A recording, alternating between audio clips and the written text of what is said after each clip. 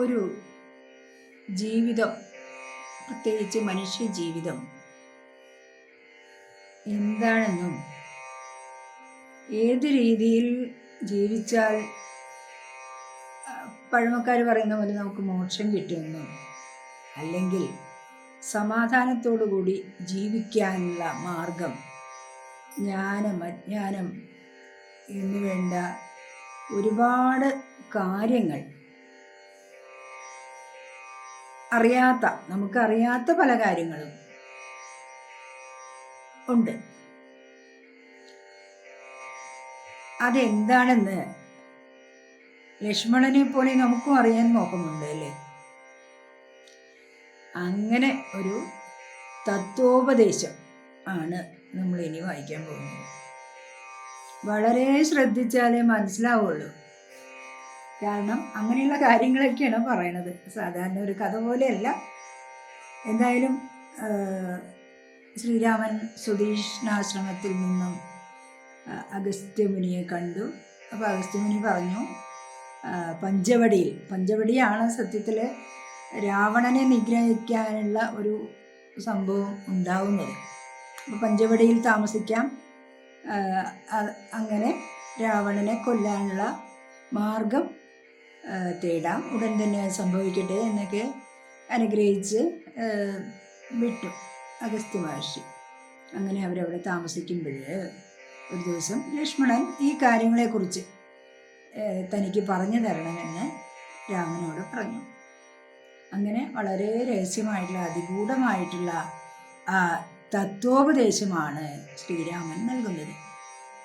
ആ ഉപദേശത്തിലെ ചില പ്രസക്തമായിട്ടുള്ള ഭാഗങ്ങളാണ് നമ്മൾ ഇന്ന് കേൾക്കാൻ പോകുന്നത്. കേട്ടാലുമെങ്കിൽ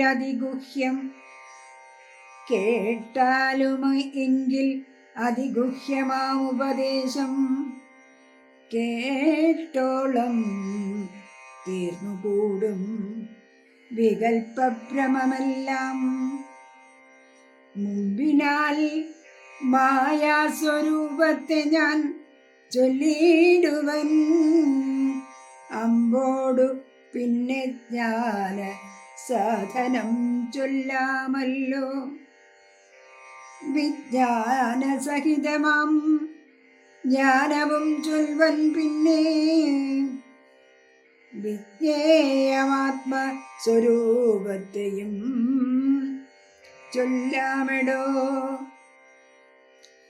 ജ്ഞേയമായുള്ള പരമാത്മാനമറിയുമ്പോൾ മായാസംബന്ധ ഭയമൊക്കെ നീങ്ങിടുമല്ലോ.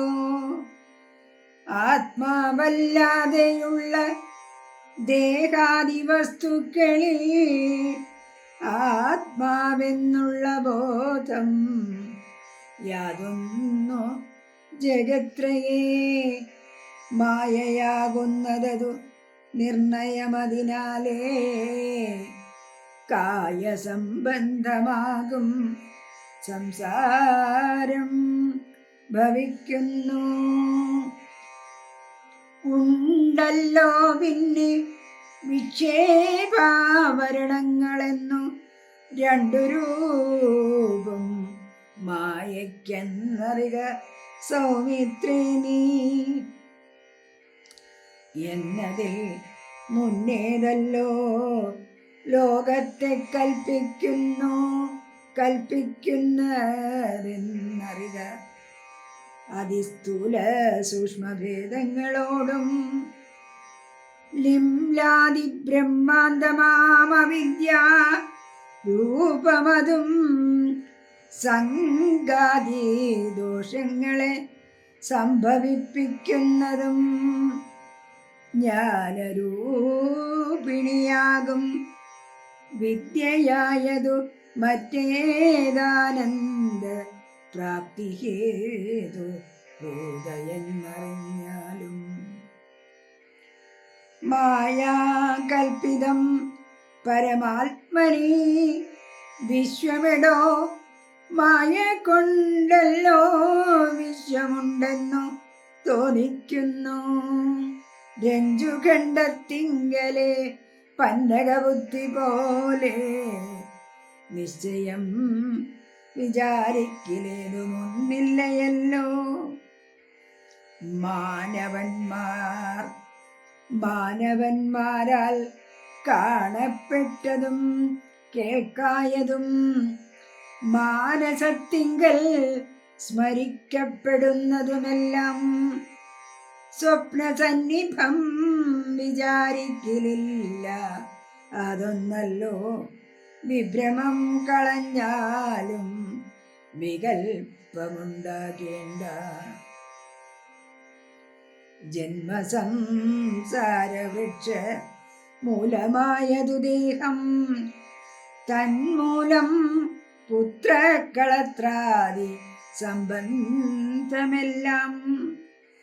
ദേഹമായതു പഞ്ചഭൂത സഞ്ചയമയം, ദേഹസംബന്ധം മായ വൈഭവം വിചാരിതേ. ഇന്ദ്രിയദശകവും അഹങ്കാരവും ബുദ്ധിമനസ്സും ചിത്തം മൂലപ്രകൃതി എന്നിതെല്ലാം ഓർത്തു കണ്ടാലും ഒരുമിച്ചിരിക്കുന്നതല്ലോ. ക്ഷേത്രമായതു ദേഹമെന്നും ഉണ്ടല്ലോ നാമം. എന്നിവറ്റിങ്കൽ നിന്നുയർന്നു ജീവനതും നിർണയം.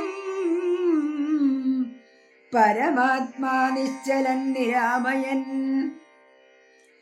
ജീവാത്മ സ്വരൂപത്തെ അറിഞ്ഞുകൊള്ളുവാനുള്ള സാധനങ്ങളെ കേട്ടുകൊള്ളുക സൗമിത്രേ നീ.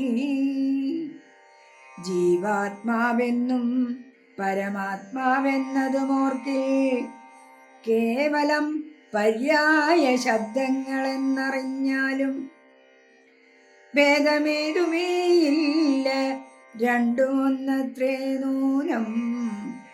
ഭേദമുണ്ടെന്നോ പറയുന്നതജ്ഞന്മാരല്ലോ. മാനവുണ്ടമ്പം ഹിംസാവക്രത്വം കാമം ക്രോധം മാനസേ വെടിഞ്ഞു സന്തുഷ്ടനായി സദാകാലം. അന്യാക്ഷേപാദികളും സഹിച്ചു സമബുദ്ധ്യ മന്യുഭാവവും അകലെ കളഞ്ഞനുദിനം.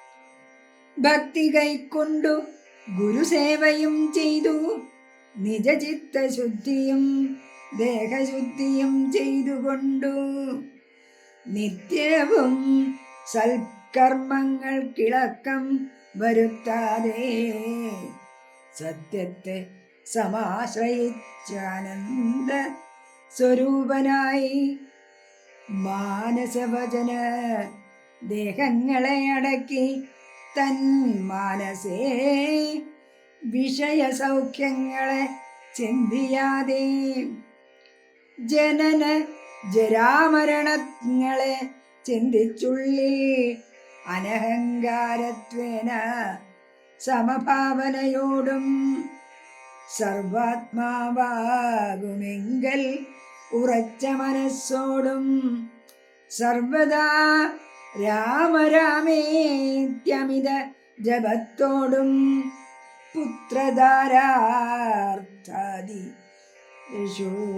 നിസ്നേഹത്വവും ചെയ്തു ശക്തിയുമൊന്നിങ്കലും കൂടാതെ നിരന്തരം ഇഷ്ടാനിഷ്ടപ്രാപ്തിക്കു തുല്യഭാവത്തോടു സന്തുഷ്ടനായി വിവിക്ത ശുദ്ധസ്ഥലേ വസിക്കണം. പ്രാകൃതജനങ്ങളുമായി വസിക്കരുതൊട്ടും. ഏകാന്തേ പരമാത്മജ്ഞാനതൽപരനായി വേദാന്തവാക്യാർത്ഥങ്ങൾ അവലോകനം ചെയ്തു വൈദിക കർമ്മങ്ങളും ആത്മനി സമർപ്പിച്ചാൽ ജ്ഞാനവും അകതാരിൽ ഉറച്ചു ചമഞ്ഞിടും മനസ്സേ വികൽപ്പങ്ങൾ ഏതുമേ ഉണ്ടാകുല.